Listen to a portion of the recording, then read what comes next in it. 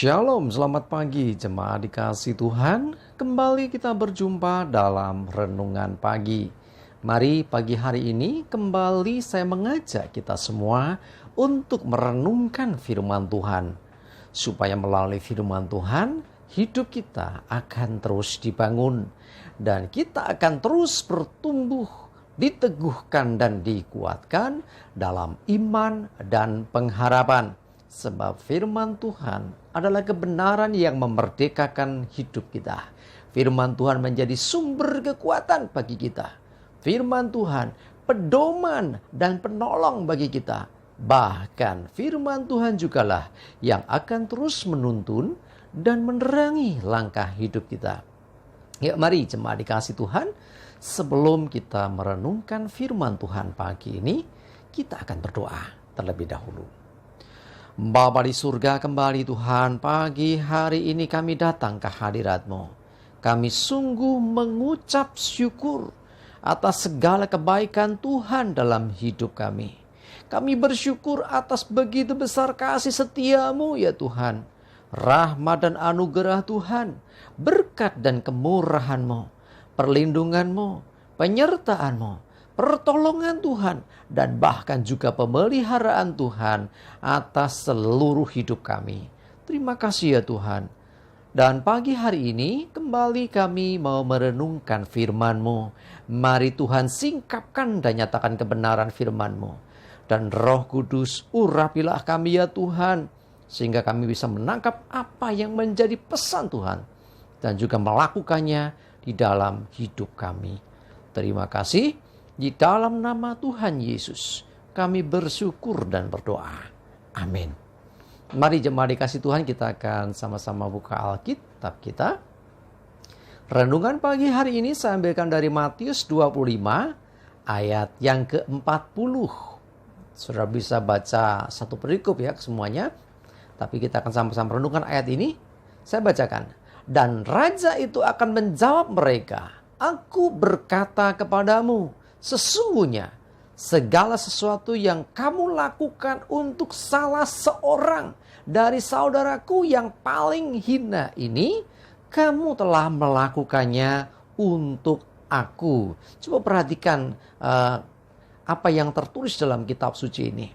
Raja ini berbicara tentang Tuhan, disebutkan R besar, dan akan dikatakan ya, akunya juga A besar. Ini berarti apa? Tuhan. Nah, jadi segala sesuatu yang dilakukan untuk orang, dikatakan di sini saudaraku yang paling hina, orang yang mungkin paling katakanlah dalam kondisi yang tidak baik, mungkin dia dalam kesusahannya, orang dalam pergumulannya, orang dalam penderitaannya, tapi kita mau peduli, kita mau membantu, kita mau menolong mereka. Sesungguhnya kita sedang melakukannya untuk Tuhan.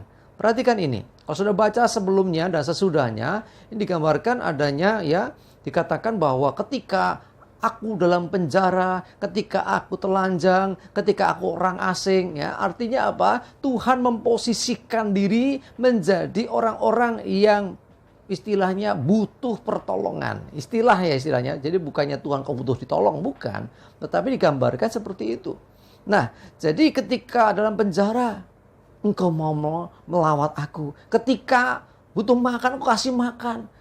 Ketika butuh tumpangan, aku kasih tumpangan. Ketika ada orang butuh pakaian, aku kasih pakaian. Jadi artinya apa?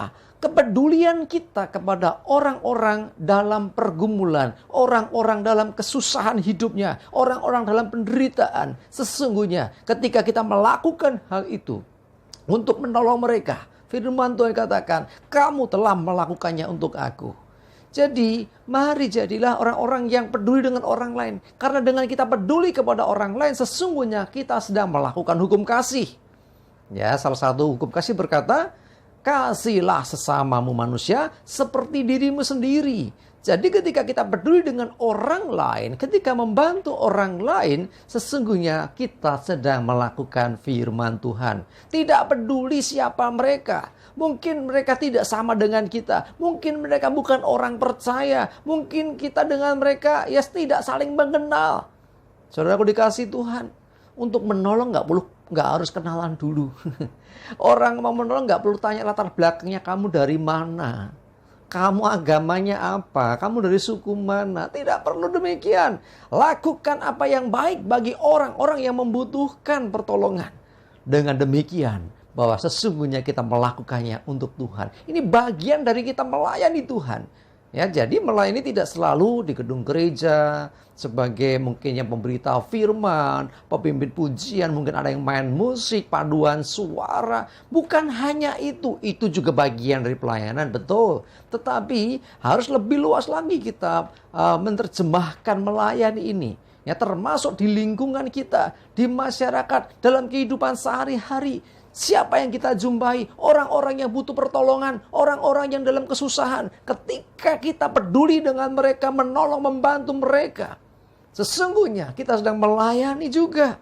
Nah, pelayanan-pelayanan seperti itulah sesungguhnya yang dikehendaki Tuhan. Ya, di akhir zaman ini, ya, pelayanan bukan lagi terkotak-kotak ya, dalam lingkungan tertentu, tapi semua bisa kita lakukan bahkan di luar. Artinya di luar gedung gereja, ketemu dengan siapa saja. Jemaat dikasih Tuhan, mari saya mengajak kita semua, ya, jadi pelaku firman. Kalau kita diminta Tuhan untuk mengasihi, bukti kasih itu bukan ucapan, tetapi tindakan nyata. Ya, kalau kita mengasihi Tuhan tapi membenci saudara kita, sama juga bohong. Jadi kita tidak bisa mengasihi Tuhan dengan benar kalau kita tidak bisa mengasihi sesama kita. Orang-orang yang kita bisa jumpai di dalam kehidupan kita ini. Karena sesungguhnya tidak ada yang kebetulan ketika kita mungkin diizinkan Tuhan ketemu dengan seseorang dengan masalah. Itu kesempatan yang Tuhan izinkan untuk kita bisa menjadi berkat, menjadi terang ya, bagi orang-orang yang memang membutuhkan pertolongan. Mari jemaat dikasih Tuhan, saya mengajak kita semua. Mulai pandang sekelilingmu. Adakah orang-orang yang butuh pertolongan? Ketika engkau melakukan itu, membantu mereka dalam kesusahan dan penderitaan mereka, sesungguhnya engkau sedang melakukannya bagi Tuhan. Dan Tuhan berkenan akan hal-hal yang demikian. Pelayanan-pelayanan yang demikian menyenangkan hati Tuhan. Mari jemaat dikasih Tuhan, ya, jangan hanya lihat dirimu sendiri, jangan pikir tentang masalahmu sendiri, tapi lihatlah apa yang ada di sekelilingmu. Amin, kita berdoa. Tuhan, terima kasih. Kami bersyukur Tuhan untuk firman-Mu pagi ini yang boleh menyadarkan, mengingatkan kami bahwa kasih itu harus dengan tindakan. Bahkan ketika kami mengasihi orang lain, dengan tindakan nyata kami membantu orang-orang dalam kesusahannya. Sesungguhnya Tuhan, kami sedang melakukannya bagi Tuhan.